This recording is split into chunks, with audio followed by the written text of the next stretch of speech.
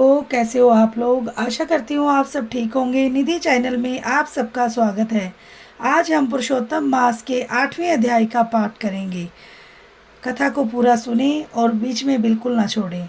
और इसे अधिक मास, लोंद का महीना और बधा हुआ महीना भी कहा जाता है। और इस महीने में दान पुण्य करने का अति उत्तम महत्व है। और जितना हो सके सामर्थ्य के अनुसार हमें दान पुण्य अवश्य करना चाहिए। तो कथा प्रारंभ करते हैं।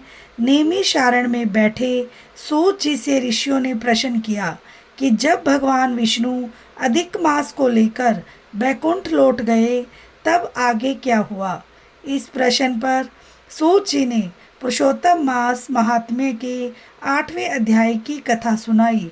सूत जी बोले, हे मुनियो, यही प्रश्न नारद जी ने भी भगवान नारायण से किया था। तब भगवान नारायण ने उत्तर दिया, हे नारद, विष्णु अधिक मास को अपने साथ बैकुंठ ले गए और वहाँ से अपने समीप स्थान दिया।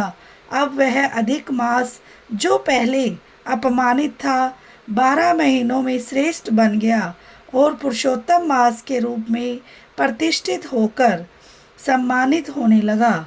इसके बाद भगवान श्री कृष्ण ने पांडवों की ओर देखकर उनसे कहा, हे युधिष्ठिर, ऐसा प्रतीत होता है कि वनवास के समय आप लोगों ने पुरुषोत्तम मास का आदर नहीं किया।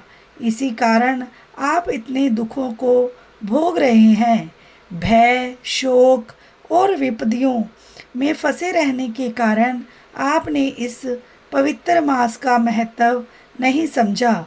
भगवान ने आगे समझाया, मनुष्य को अपने भाग्य पर विश्वास रखना चाहिए, क्योंकि सुख दुख, लाभ हानि सब उसी के अनुसार प्राप्त होते हैं। परंतु एक और कारण भी है जिसके कारण तुम्हें यह कष्ट सहना पड़ रहा है। अब मैं पुरातन कथा सुनाता हूँ। इसके बाद भगवान श्री कृष्ण द्रौपदी के पूर्व जन्म की कथा सुनाते हैं। उन्होंने कहा, पूर्व जन्म में द्रौपदी एक महात्मा मेधावी ऋषि की अत्यंत सुंदर और गुणवान पुत्री थी। वह रूप, विद्या और नीति में निपुण थी और अपने पिता की अत्यंत प्रिय थी। किंतु उसके मन में एक ही चिंता थी, उसे योग्य पति और संतान सुख कैसे प्राप्त होगा। समय बीतता गया परंतु उसका विवाह नहीं हो सका। वह अपनी सखियों को पति और परिवार का सुख भोगते देख स्वयं भी उस सुख की कामना करने लगी।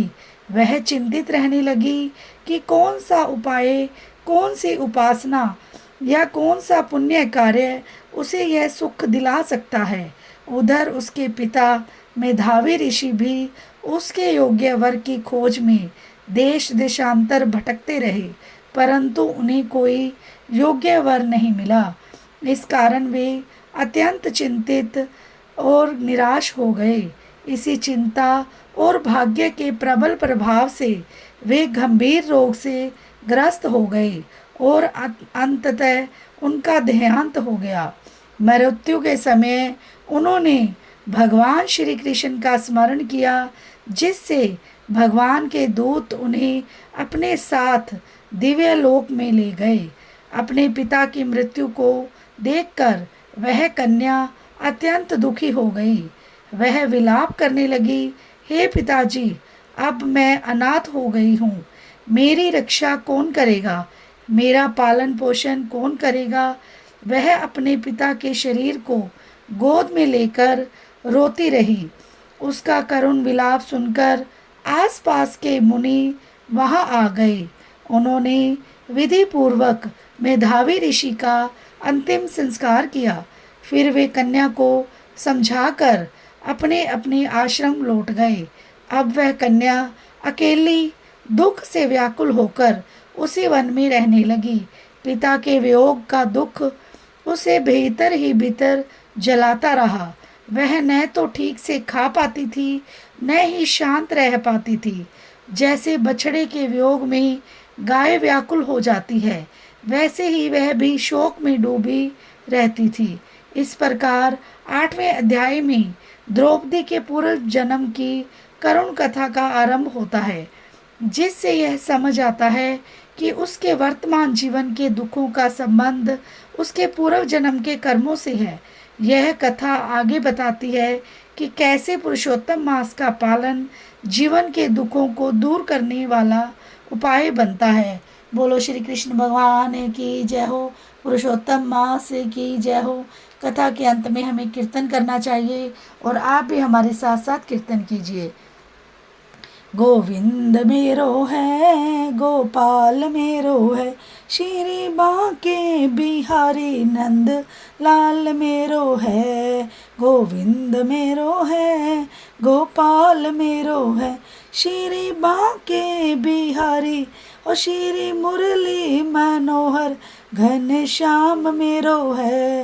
गोविंद मेरो है, गोपाल मेरो है, श्री यशोदा गो प्यारो नंद लाल मेरो है। गोविंद मेरो है, गोपाल मेरो है, श्री बांके बिहारी नंद लाल मेरो है। गोविंद मेरो है, गोपाल मेरो है, श्री बांके बिहारी नंद लाल मेरो है। बोलो पुरुषोत्तम मास की जय हो, श्री कृष्ण भगवान की जय हो। वीडियो को लाइक, चैनल को सब्सक्राइब करना ना भूलें और बेल आइकन को ज़रूर प्रेस करें ताकि मेरी वीडियो की नोटिफिकेशन सबसे पहले आपके पास पहुंच जाए। मिलते हैं नेक्स्ट वीडियो में। राधे राधे।